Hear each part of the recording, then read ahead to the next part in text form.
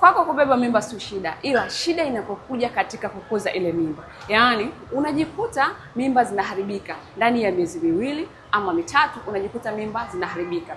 Unatakiwa kuchunguza mambo makubwa yafuatayo. Jambo la kwanza, unatakiwa kuangalia kama una maambukizi kwenye via vya uzazi. Hii huwa inaenda kusababisha shingo ya kizazi kulegea na kusababisha mimba kuharibika. Lakini kama una uvimbe kwenye kizazi, ule uvimbe huwa unaenda kubana sehemu ya kizazi na inajikuta space inabaki ndogo na mtoto hawezi kuendelea kukua. Au uchunguze swala zima la homoni zako. Kama homoni yako ya progesterone haijakaa vizuri, inakupa sio rahisi sana kuweza kubeba mimba kuanzia mwanzo mpaka hadi mwisho na uweze kujifungua. Ukifanikiwa kujua ni kipi ambacho kinafanya mimba zako kuharibika, itakuwa rahisi wewe kukuza mimba zako kuanzia mwanzo mpaka hadi mwisho na hatimaye uweze kuitwa mama. Kama huwa unapitia hali hii ya kuharibikiwa mimba mara kwa mara, suluhisho lipo. Jitahidi uchukue namba yangu kwenye caption, nipigie simu leo hii uweze kuondokana na changamoto yako. Naitwa Madam Bahati na ni Bahati yako na video.